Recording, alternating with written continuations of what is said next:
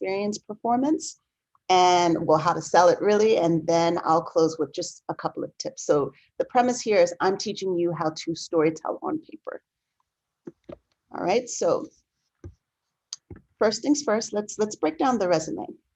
So take a look, because this is the recipe for the elements that make a great professional story.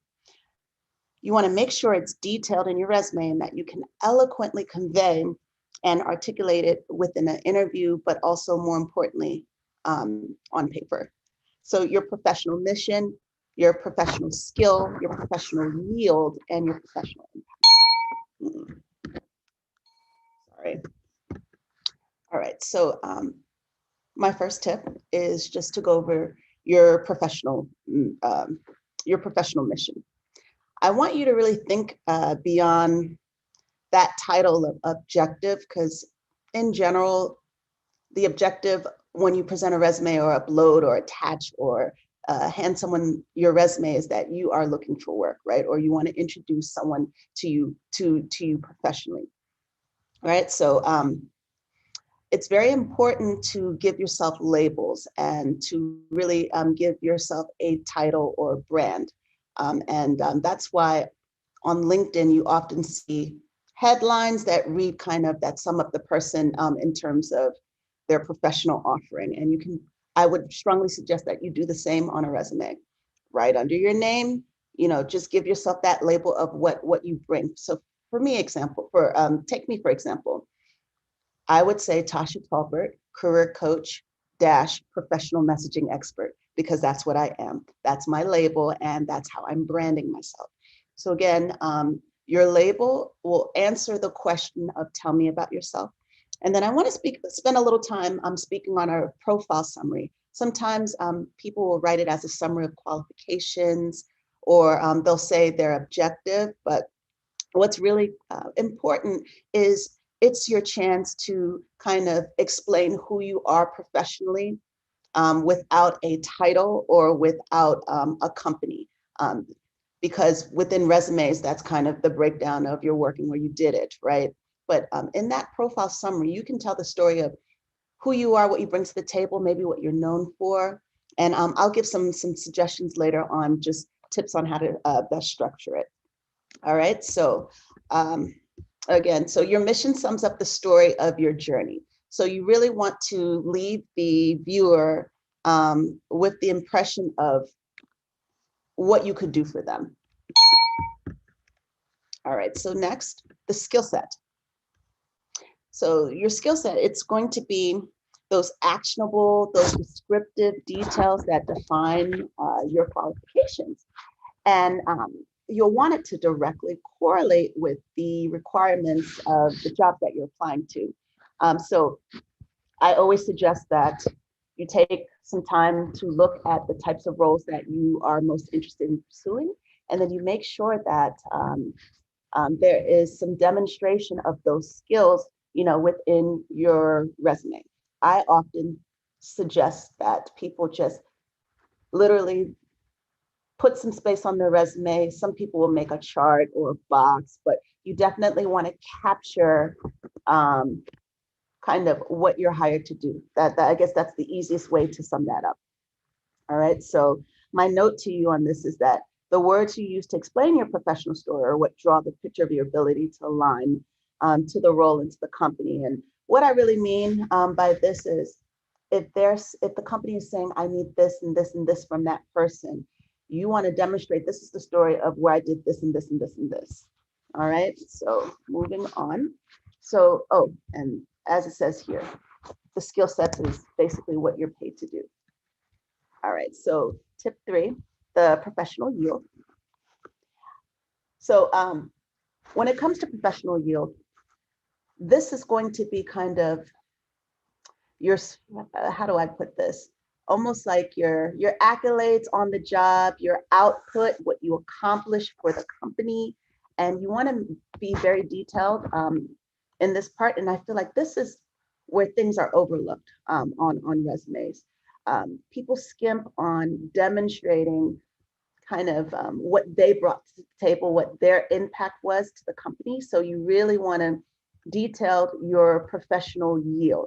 You want to go beyond the responsibility and speak to the successful outcomes that you've produced as a professional. More often than not, most people write their resumes when they get to the work experience section. They're just talking about their duties and their responsibilities, but that's not really going to get you hired. It's not really a moving or compelling story because the reality is no one really is that interested in knowing about kind of what you are responsible for. They want to know how well you did your job, what you accomplished, and can you do the same thing for them? Okay, so again, go beyond the responsibilities that were at your job. Speak to the successful outcomes that you've produced as a professional. I am struggling. I'm sorry, I have this. Oh, the clicker works. Great. All right, so tip 4 is your professional receipts or your impact. And it's kind of, I started talking about it and I just want to close with giving your proof of professional concept. So that's kind of an engineering term. When you do a proof of concept, that means you are showing proof in the results of whatever it was that you build or whatever it was that you implemented for a client or at work. And you want to do the same thing in terms of impact. You have to illustrate why hiring you produces a yield. So on the resume, you want to list your awards, your milestones, your achievements, your notable contributions. And it really should tell the story of kind of your footprint at the company. All right. So, and then what's good is you can verbally articulate, your receipts by referencing these stories and these anecdotes when you go on a interview. So make sure if any job gave you a attaboy, attagirl award, you put it there. Recognized for achieving this. And I'll give you some tips on kind of how to write that out in the next section. But that's the official breakdown. So make sure you state your mission as a professional to grab the attention. You want to label yourself correctly. You want to go into, you want to detail or punctuate your skill set you're offering, what you're paid to do for your employees. And then when it gets to your work experience, you want to talk in terms of yield and output, and then speak to the impact that you provided to your company. All right, so moving into now writing the work experience, because this is where most people struggle. All right, so I'm going to give you tips on detailing how well you've performed your job on a resume. All right, so there's this technique that I use. I call it the PAR. It's the problems, actions, and the results. All right. So P is for problems. The problems you were brought in. Oh, there we go. The problems. So it's what you're paid to solve. The action is the actionable steps taken and the task completed towards solving the problem. And then the result is the result of success, optimization, and the improvement. Okay, so try to think of an example real quick that I can give. All right, let's say you're an accountant, right? But you specialize in accounts receivable for your company. All right, so the problem that you're solving for your company is you're making sure that the books are balanced, at your place of work.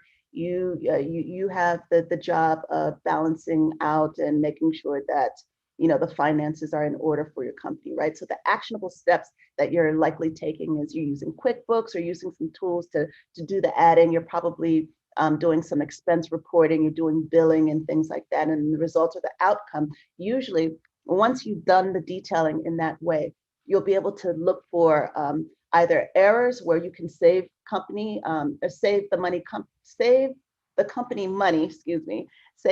money, or maybe you even find a way where you realize that there's something that can be cut, so you reduce. So like the result would be that you increase the budget of the company by X%, or the result was that you found this much in savings, or you turn around this amount of errors, or what have you. But in your work experience, make sure that you demonstrate or the technique you can use to build out the story of what you did for that company that moves you past just your responsibilities is to speak in terms of PAR. Okay. All right. So now moving into the last section, and this section, I'm just calling it Let's Do This. So it's quick tips and recommendations to incorporate into your resume writing. All right, so the first tip is to lead your work experience with actionable words to show how you drove the responsibility forward. So that this is a little secret here.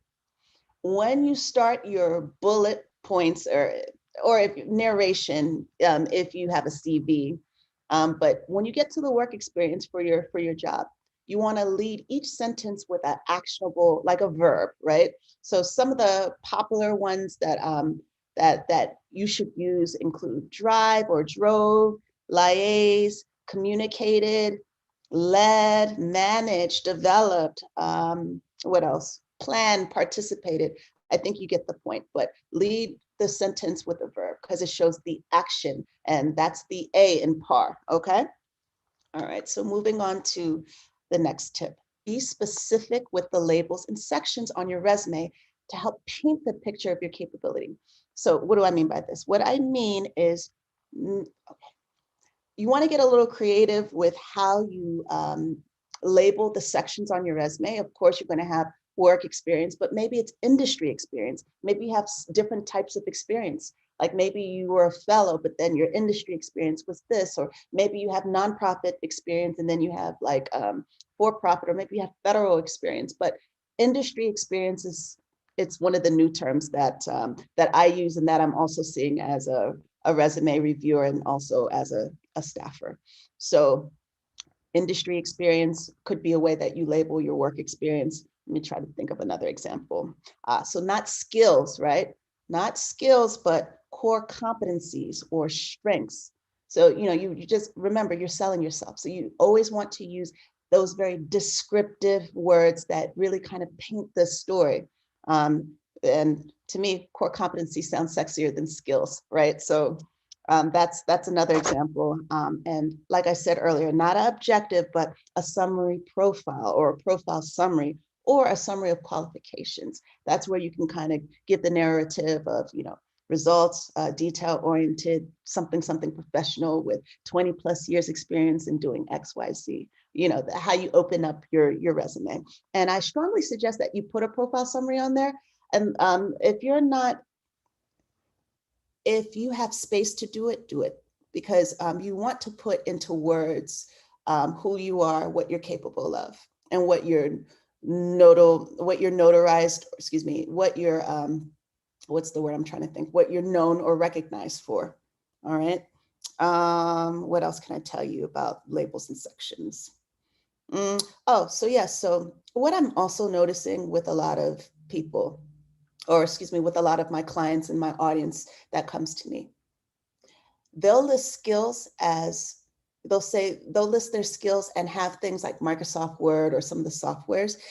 If you have more than, if you're using more than 3 software applications to do your job, and then also if you're using industry applications like things from SAP or Oracle, or maybe the higher end applications from Microsoft like Project and Visio, SharePoint, Teams, things outside of just productivity, because it's assumed at this point that most people know how to use Word, Outlook, PowerPoint. So there's no need to put that. You just put Office 365, or you put, Google G Suite, or you put Apple iWorks. But with those applications, it's my advice is that you create a section called Software Tool Proficiency. That way you can detail the tools that you're using for productivity, the tools you're using for maybe management or finance, or, you can categorize those tools. And then for the technical folks or the engineers, you should also create a section called Technical Acumen. So maybe your skill or maybe your core competency is software development, software engineering, that kind of thing, consulting, the IT consulting and things like that. But your technical acumen may be Python or a PHP or a SQL, and some of those real technical things that speak to how you're a software developer engineer. So make sure that you have the sections that help to paint the picture of your capability. All right, so I think one more section. Now, when you're running out of space, or when you're a well-seasoned professional, meaning you have more than 15 years of work experience, my suggestion is only focus, unless you're a director and you want to kind of have a full story of how you grew, how you strategically execute, how you lead, and things of that nature. My suggestion is don't go back further than maybe 10 years. And then anything past 10 years, you label it as early career success. And then you just put the company and the title. Okay. All right. So next tip, and I think this might be the last one. My clicker stopped working. Okay. Let's go back. All right, so the next do this tip is accurately summarize your qualifications to detail your strengths, core skills, and offering.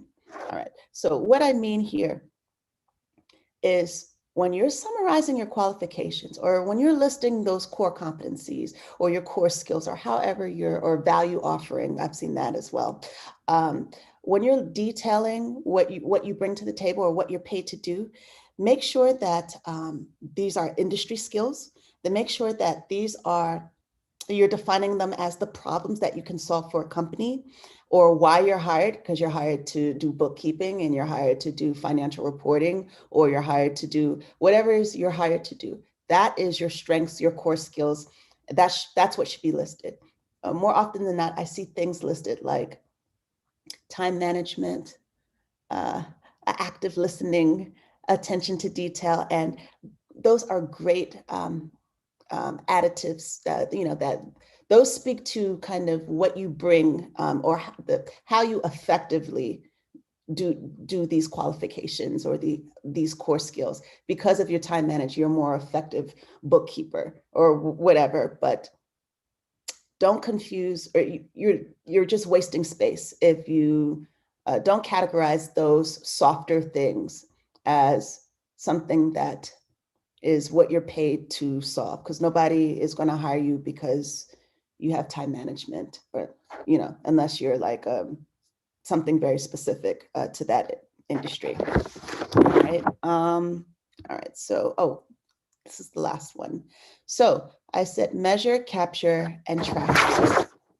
And what I mean here is make sure in each role that you perform, you're able to add some measurable or quantifiable context, meaning speak in terms of something that you can quantify. So, increase, reduce by X%, or, even led a team of X, X employees. You just always want to try to put numbers in there where you can, because that helps to kind of detail or highlight your impact to the company, especially if you're reducing, or, if you have a job that allows you for some measurable context, but also something that you can also detail in terms of accomplishments is how you optimize things. So maybe you don't have any quantifiable thing that you can list, but maybe you're improving business processes. Maybe you figured out a way to do something new. So you developed a system,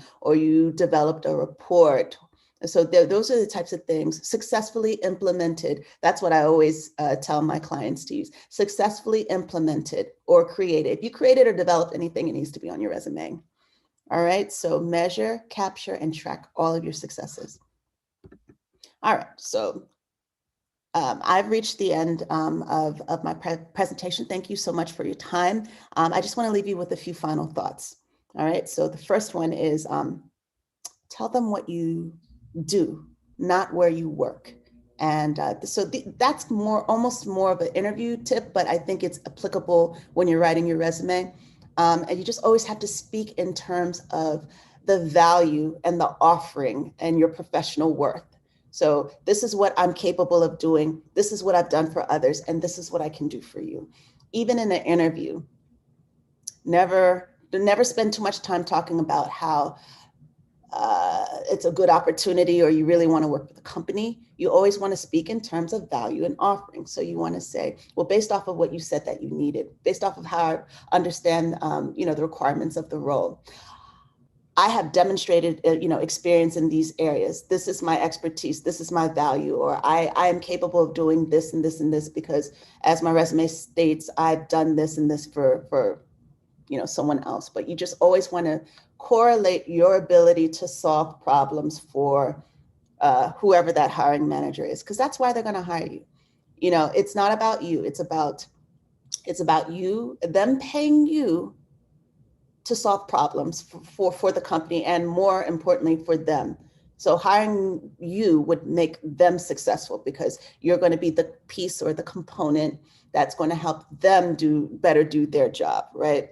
So you want to draw the picture of your ability to align to the role and the company. And this is where you have to really start studying the job recs that you're applying for, because you have to make sure that you can, if they're saying we need XYZ 1, 2, 3, there has to be some type of correlation to XYZ and 1, 2, 3 contained in your resume.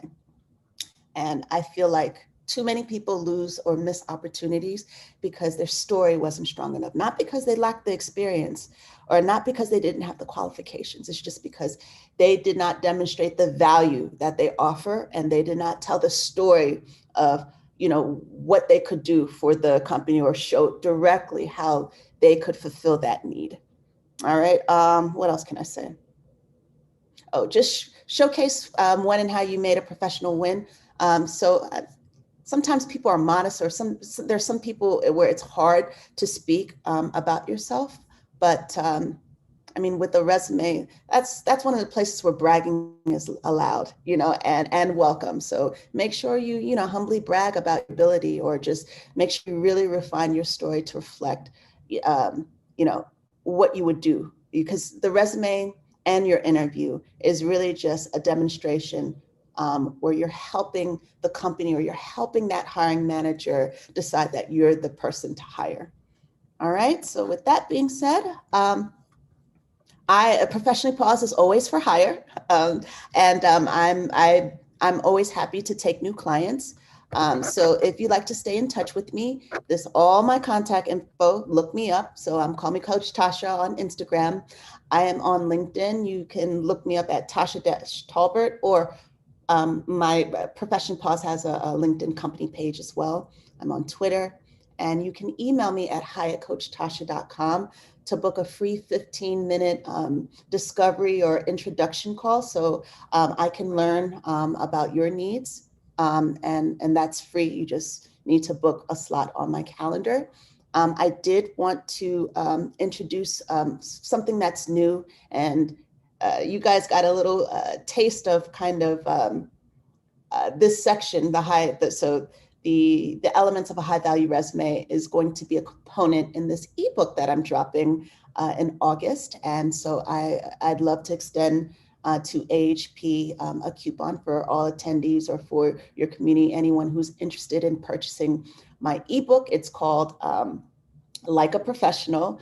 How to master professional messaging to get and keep the job of your dreams. So I'll go in great detail on branding, on resumes, on interviewing, and then also navigating workforce success. So I'm happy to extend that coupon to the AHP. And thank you so much for your time. And as I tell my clients in my audience, stay encouraged and stay professional. Thank you. Thank you, Tasha, for such a beautiful presentation. We'd be very happy to extend the coupon to the participants of the webinar and to our membership, because we have a large membership, and that would probably be great. So thank you very much for your presentation. We have some questions. Sure. I'll start with the first one. It says, is there a recommended page limit for resumes per professional career level, entry, intermediate, and season? And if so, what is it? Sure. And that's a very good question. And this question is, it's so funny because you ask five different career coaches, you'll get probably 5 different responses. But my suggestion is you take as much time as you need to tell your professional story. Because the reality is no one's going to read, even if it's 1 page, they're going to just glance over it anyway. That's just what happens. So if you feel you need 2 pages, then flesh out 2, well-set pages. Now, for students, I will say this: unless you have valuable internships, you don't need more than 1 page. For mid-career or entry-level to mid-career professionals, 1 to 2 is average, but honestly, it just depends on how many jobs you've had. So again, remember, so I'm just speaking HR for a second, with HR, you're only required to show 7 years of work experience. So in those 7 years of work experience, if you've had 2 or 3 jobs, or maybe you had 1 job and it was 20 years, and you just really want to put, the 3 jobs that you've had in your career on the resume, then do that. But I don't think there is, I would say, so in general, I keep it under 3 pages. That would be my final recommendation. Keep it under 3 pages, but 1, 2, or 3, it just depends on the industry as well. So it just depends. I think that's the best way, because I've said 1, 2, and 3 already, but it just depends. Honestly, it just depends. My suggestion though is however long it takes for you to capture your story is what it should be. So for resumes, I heard are 2 to 3 pages. Is a CV longer? And you said something that's quite important. You said only 7 years of experience. I always thought that you had to put all of your experience professional, like from university on. Can you clarify those 2? Yeah, so with think about when you're filling out an application, in general, it'll only ask you to go back 7 to 10 years. So anything more than 7 to 10 years is just you demonstrating your work experience. And I will say this, and we're friends here. Sometimes it takes for us, it's like they need more information for, like it's just kind of what it is. So like I tell people, and then also when you're moving into management or to the director level, there does need to be like demonstrated progression and elevation, because sometimes you may have a title or it's director of this, but in actuality, your tenure or your years experience, director was just the thing that they called you at that company. You're not really on the director level, which would be like 10 to 12 years of work experience. So for when you're moving into management, there has to be the story of your progression. So with folks who are 10 years or more, go ahead, and it's not going to cut it with a 1-pager. It's just not. But going back to your question about the CV, also the federal resumes. So because it's more in narrative form, I feel like there's no limitations. Like I remember, was it last month? No, 2 months ago, I wrote a federal resume for a gentleman who's a cancer scientist who was, applying to the NIH. His resume was 14 pages. And he actually did not even get the job because they still said that he was missing context to what would put him on that GS-14 level. He's trying to move from GS-12 to 14. So again, it's just all about how much information or input is necessary. But with CVs, they tend to be longer. So on average, it just depends on your how many years of experience you have. But with CVs, I would say they're usually between 4 to 6 pages. Thank you. There is another question written down, but I'm just going to ask any of the participants if they want to open their mic and ask questions directly.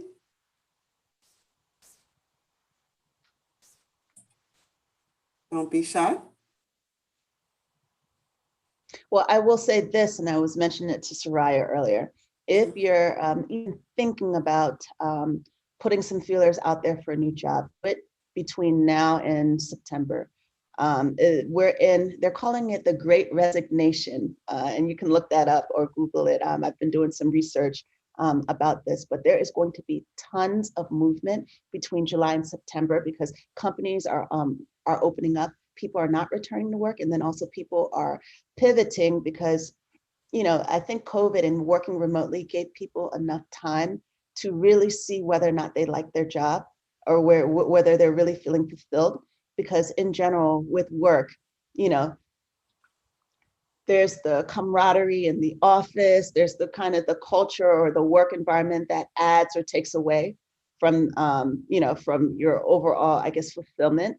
So I feel like people have really determined whether or not they like what they do or they don't like what they do. So there's just a lot of movement happening right now. And all the companies are opening up. I mean, like everyone, even more so in retail and hospitality. They can't hire people fast enough. I just read something. So I live in Charles County. I just read something that in Charles County, McDonald's has gone up to $15, $16 an hour because there's nobody, they don't have enough people people are not, there's just such a need to hire people in food because now restaurants are open, people are sitting in, and it's tripled the traffic. It seems to be that way everywhere. I called an event center today, and I was trying to get in contact with them for a while, and they said that they only have 3 employees taking care of everything, and that they have a shortage. There seems to be a shortage. So hopefully that will turn around, as you said. There's one more question for you. Does Coach Tasha recommend tailoring a resume to a job vacancy once one is seeking or applying for? So there's ways that you can do this. Now, this is my personal suggestion.